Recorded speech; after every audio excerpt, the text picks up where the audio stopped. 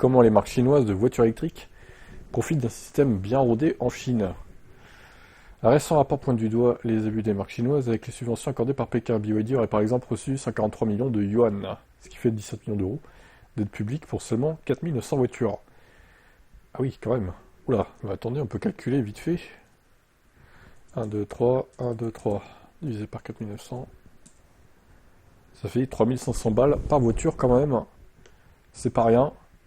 Derrière l'essor fulgurant de l'industrie chinoise du véhicule électrique, les pratiques opaques de certains constructeurs commencent à émerger. Un audit portant sur la période 2016-2020 révèle que plus de 103 millions d'euros ont été attribués à des entreprises qui ne respectaient pas les critères d'éligibilité. Deux constructeurs visés, BYD et Chery. Le second aurait par exemple réclamé 30 millions d'euros pour 8860 véhicules électriques ou hybrides qui n'auraient pourtant pas dû bénéficier d'un tel soutien. Une dérive qui interroge sur la surveillance réelle des fonds publics en Chine. Le mécanisme de subvention mis en place au début des années 2010 prévoyait jusqu'à 60 000 yuan, donc 7 000 euros, directement versés aux constructeurs, mais ce système, conçu pour stimuler l'innovation, a rapidement ouvert la porte à des pratiques douteuses, voire frauduleuses. Pékin tente aujourd'hui de reprendre la main. Alors, on pensait le gouvernement chinois assez carré, assez strict.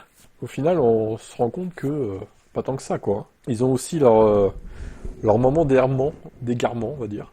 Le gouvernement réclame plus de transparence de la part des industriels, mais certaines marques comme BYD continuent d'enregistrer des ventes artificielles.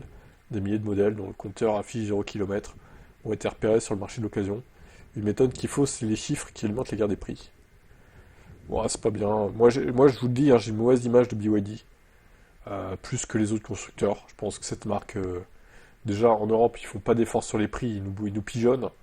Et puis, c'est les premiers à frauduleusement se servir du système chinois, comme avec Xiaomi, comme ils disent dans l'article là. Non, j'ai pas une bonne image de ce constructeur. Franchement, je pense que c'est le pire, ou l'un des pires constructeurs chinois de voitures électriques pour moi. Même leurs voitures, je les trouve pas transcendantes pour être honnête. Bon, votre avis là-dessus?